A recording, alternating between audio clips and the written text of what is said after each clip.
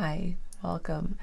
So it is very early in the morning on Wednesday, March 5th, and I just did a reflection on the Course in Miracles lesson 63, and what came to me was like it meshed up well with this idea of Ash Wednesday, which I really didn't understand much about. So I went to my little research machine, Google, to understand more about the purpose of Ash Wednesday and what it really means, like the significance of it. And then I was like, okay, yeah, I've heard it talked about. I've been in a church, probably many church services now where they talk about it, but I still didn't understand, like, what is Lent? Why do we give stuff up? And so then I really came into my own understanding of it. And so I thought, what would be a nice, simple spread for kicking off Lent? And even if you don't observe it, even if you don't feel religious, because I don't feel religious, I feel spiritual. And I feel like there's truth in all religions. And then you can pick and choose what you resonate with. Well, I'm really resonating with this idea of acceptance / forgiveness, but we're calling it acceptance, coinciding or like complementing the surrender of Lent. So surrendering, and for me, I'm trying to surrender the ego, the constant thing the ego does that pulls us out of presence, pulls us away from the present moment. And so what I'd like to do for these 40 days, that's a long time, of Lent, I'm already practicing it, but I really want to get more intentional about it, instead of just like time to time tapping back in, but I want to get more intentional about, a daily practice of quieting the mind, dissolving the ego, moving more into acceptance of all that is, and just surrender every single day, at least like creating this habit during the 40 days of Lent. So with that, I have something to read here about this, like we could call it, Google ChatGPT was like, let's call this the ashes. What did they say? What did ChatGPT say? I think they said ashes to awakening, where it'd be, a way to, there were like 3 cards. So it'd be, what am I being called to release? What wisdom can I gain from this reflection? And how can I step into renewal? So we might call it release, reflect, renew, or ashes to awakening, because this is Ash Wednesday. I love how ChatGPT gets a little cheesy like me. I think it's just a reflection of how we talk to it. So what's that say about me? So anyway, I brought out the classic tarot. I brought out inner voice. No, this is life happens. This is inner voice. Okay, so we have a few complementary things. I'm also, as you can see, experimenting with a different configuration here of my space. So I put myself down here in the right-hand side over my mouse. You don't need to see that anyway. And then I tried to optimize the rest of the space to give us more room for the cards when we do these bigger spreads. So I don't know. And I removed the filter off my camera so there's no jaggedy edges, which means it opened up more room out here, which is more maybe distraction. I don't know. We're just going to feel how it feels. But I made myself smaller because I don't need to be over the cards. The cards are the main thing as I'm describing them. So anyway, if you have thoughts on this, let me know what you prefer, because I'm open to more experimentation. I could put myself over there. How do I point? Yeah. So anyway, thank you, Spirit, for this message. A simple 3 cards to see, what are we being called to release? What wisdom can we gain from this? And how can I step into the time of renewal? Thank you.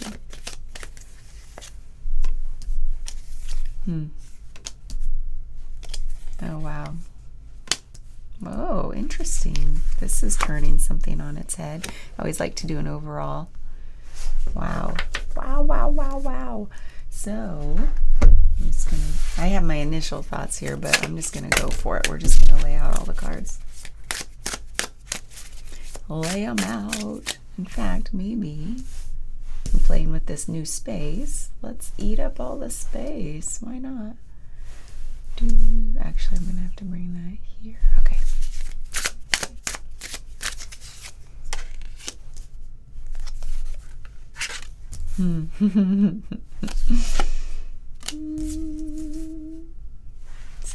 Say it loud.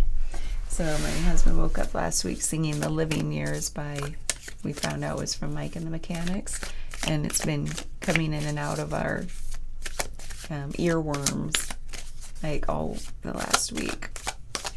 So anyway, go listen to the song The Living Years by Mike and the Mechanics. You'll know the song, and then just read the lyrics along with it. It's a beautiful song. And then I was like, oh, I need to listen to more Mike and the Mechanics. There's a whole bunch of beautiful songs. This guy is spiritual. But I wouldn't have thought that based on Mike and the Mechanics of the 80s. 80s didn't feel like a super spiritual time. Okay, anyway, here's this last one. This last clarification.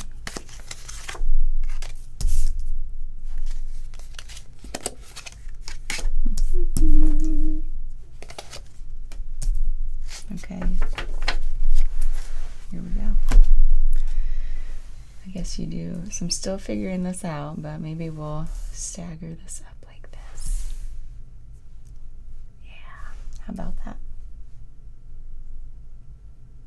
Okay, so we have as the overall energy the Five of Pentacles, which is our card of this temporary state we're in of scarcity, of feeling unworthy to go inside the sanctity and the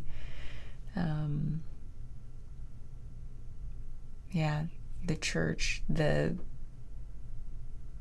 this like just feeling unworthy of tapping into something greater than ourselves. And so we have this overall energy that's saying maybe that's like what we're really being called to release, is realizing that through this journey, it's a journey of recognizing your inherent worthiness and stepping out of that like scarcity mindset, that scarcity belief, like I'm not worthy. Okay, so that's pretty huge. And then we have, what am I being called to release? An old belief, habit, or burden to surrender. What needs to turn to ashes? Well, we get the 10 of Cups, which is interesting. And what my immediate flash of meaning was that surrendering this idea of the perfection, like how things appear. Like, look, it's like, I have the perfect life. I have the happy family. I have the happy house on the hill. I have all these 10 full cups of just pure love. And it's like maybe surrendering the idea of perfection, of what something should really look like for you. That's the immediate thing that came to mind. And then we pulled New Outlook, which, yeah, this is calling us into seeing things for how they really are, and dropping the shoulds, dropping the masks, like dropping false preconceptions of how things should look. And so it's like, what, dropping an old belief or habit or burden to surrender, what needs to turn to ashes? This idea of perfection. And perfection, we kind of know these days, like, things don't have to be perfect. It's okay to be messy, but we still have these ideas in our heads of how things should look, how we should behave, how far along we should be in our life by now. And that's, this card here is like this idea of ultimate fulfillment in our life. Well, we need to drop, like, it's okay to be right where we are. We're meant to be right where we are. And drop the idea that I should be anywhere else but here, because that keeps us out of a state of feeling worthy. It keeps us in a state, when we have the should and the comparisons, it keeps us in the state of, like, I'm not worthy. I'm not where I should be. There's the cat. Wow. Yes, I'm in here. He does that weird meow when he's like, wow. So I think we're being called into a new outlook. Drop that old story. It's not even a story. It's like this deep-seated belief in where you should be by now. Like, okay, here's an example. I'm in my late 40s, and I have, like a lot of people my age, are like over 25 years into their career.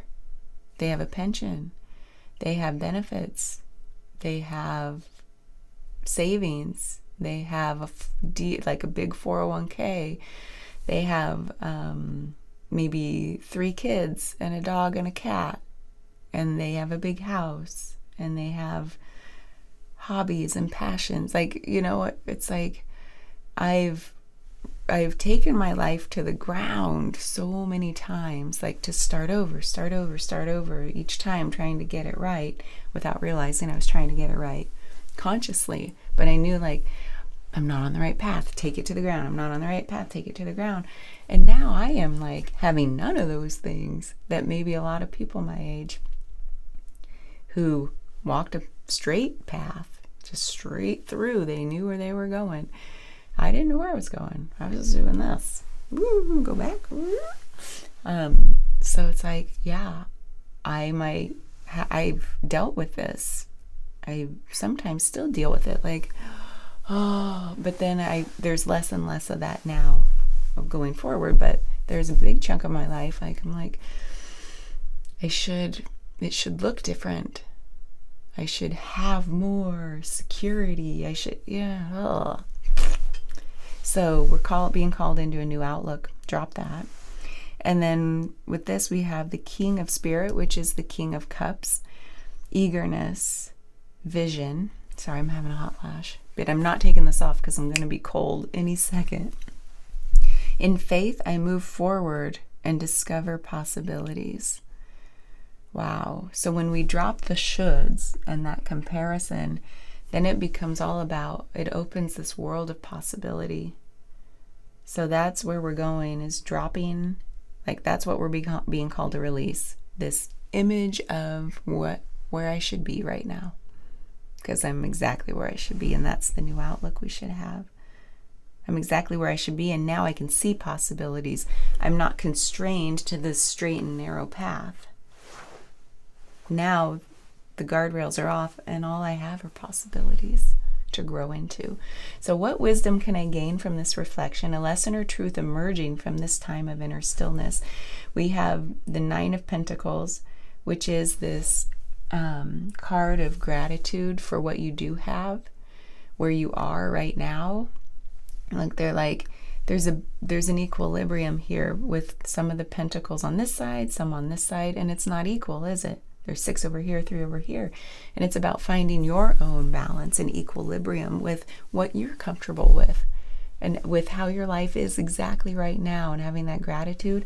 And it requires that humility. And I'm getting chills. I got them as soon as I pulled that card, because in the lesson 63 reflection, again, it's exactly what this is expanding on, is that deep humility that this time of Lent really calls us into, when we're surrendering and we're letting go.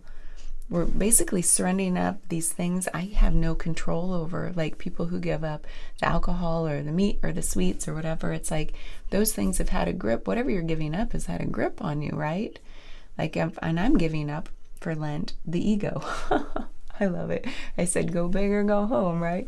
But really, I'm trying, and I told the camera in that reflection that I was trying, it's like embodying like coming back into that embodied state of humility, where it's like, I'm just a little baby who's not worthy, and yet the duality of that is I am only worthy. It's like I am worthy just as I am, in my the state of humility of being just a fresh baby in this world. I don't know anything. I'm letting go. I'm releasing everything of the mind and just coming straight back to my pure essence. And so that's my way of, through Lent, quieting the ego's constant churning of like, it's got to look like this, it's got to do that, I've got to do that. And it's like, no, just having gratitude for what is, through humility, surrendering that old way of like, it's got to look like something. And so what wisdom can I gain is that there's such a release. See this card? There's such a release and a lightness when we embody that humility. And one practice I would recommend is, if you don't know what I mean by embodying humility, one thing that takes me straight there every time, and it may work for you, I don't know, maybe you already do this, child's pose. And if you're not familiar with those yoga poses, Google it. You'll get an image of how to get into it. I don't want to describe it. I will, but definitely Google it to get the image if you've never done it before. So move into child's pose in yoga, where you're on your knees and you're folded forward and your forehead can go onto the ground. Or I like to turn my head because sometimes there's too much pressure right there. And then what I do to take it into the state of humility, because usually child's pose is like this, like, which is awesome, like pure, like, I wanted to say the word supplication, but I don't know if that's the right word. Just surrender. But then I also put my arms back, and that's what takes me into that embodied feeling of humility. Like, I am just melted into the floor, and I release myself. I release this. So that's a practice that I would recommend. I'll be doing it every day in Lent. I do it almost every day now. I really love it. The Six of Pentacles is, well, it says prosperity, but it's the Six of Pentacles. Abundance and generosity. I give and receive in the spirit of love and gratitude. What's interesting about this is in the classic tarot deck, this is also, there's a scale. He's holding scales, and they're not necessarily balanced. And it reminds me of this card of the Nine of Pentacles, where it's your own equilibrium of reciprocity. So how much do you feel like you need to receive, and how much do you feel like you have to give? And it's not equal, is it? It's probably shouldn't be 50-50, because we're all different. So it might be 50-50 for some people, like, I really got to give the same amount as I'm receiving. But then some of us are like, no, I only need this much, and I still have an abundance to give. And some people are like, no, I need this much, and then I will have the capacity to give this much. So I give and receive in the spirit of love and gratitude, and each equilibrium is different. So this is saying I have an abundance to give. And it's when we stop with the scarcity mindset, we realize we are fully abundant. We have so much. If we stop comparing and stop saying it should look like something, really go into the inner truth of yourself and say, no, I do have more to give. I don't have to worry about like conserving resources because there's a lack, there's a scarcity feeling. No, when we feel we're fully abundant already, it's like that idea we talked about some day ago in one of these recordings, one of these readings, like this idea that you tap into the feeling of abundance. What does it feel like? Even if you don't believe it yet, just tap into the feeling of it. Oh, that feels amazing. Like to just feel such, like I have everything I need. Just really try to feel into it. And you raise your vibration to that state that then starts attracting all of that abundance into your life. So that's what this card is saying to me. It's like, even if I don't believe it yet, I give and receive in the spirit of love and gratitude. Repeat it to yourself while we're in this state of humility, of like transforming in our little cocoon. And so then we move into, how can I step into renewal, a way forward, how to embrace transformation, grace, and spiritual growth. And remember when we talked about possibilities, that's exactly what the Seven of Cups is. It's that dreaming and recognizing of all the possibilities that you have before you. And celebration. There's complete celebration in that. Like, I could go anywhere and do anything with this new alignment. It's really what it is. I've dropped the story of how something should look, and I'm truly accepting through my humility of where I am right now. and recognizing I'm in a spirit of love and gratitude and recognizing all the possibilities. The world is open to me in that state of mind, isn't it? It's celebration. I'm celebrating everything I have. So this is dropping that. Look how they're all rigid, like, this is like my picture of success. And this is true success. This is like, they call this the card of celebration. And this is saying, no, now you're really celebrating when we've gone through this. Like coming back to that humility and recognizing you're worthy already. And then we have the temperance card. Oh, I didn't even read that when I pulled it out. I love it. This is the temperance card of that divine. This is acceptance of, it's like coming into alignment with your higher wisdom and spiritual like timing of all things, like the divine timing. So it's balance, moderation. My mind, body, and spirit are in balance. So here we have this idea of balance coming through like three major times in this reading. And then this idea of giving up that's the unworthiness. And now coming into balance of mind, body, and spirit. Celebrating all the possibilities we have before us. So this is, I love it, by the way. I think that's about it. Now, if you want, I was thinking we would do just one more card of the overall, or like where we go from here. And so what I'd like to do, I don't know why, but this whole spirit animal deck was calling to me this morning. I don't use it much. The spirit, what's a message that you can give us in going forward from here? After we're stepping into renewal, what will keep us supported and energized along the way? Thank you.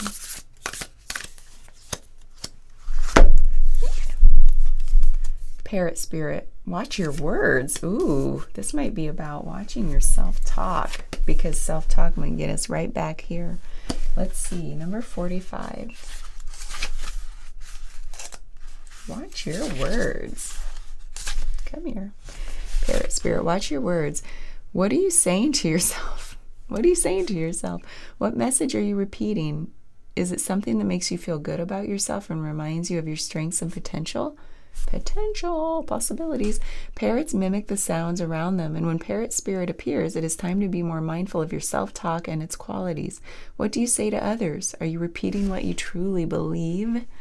Remembering to speak with light and love can become a habit. That's this time, is creating the habit through Lent, isn't it? 40 days. Be generous with compliments and thanks, affirming all that is good so that your loving, healing words will be heard throughout the jungle, cutting through the noise and inspiring others. Listen for the words that remind you of all the strength, abundance, and joy in your life. That's what we talked about. And in the world around you. And then repeat them, affirming what is real, true, and nurturing to the soul.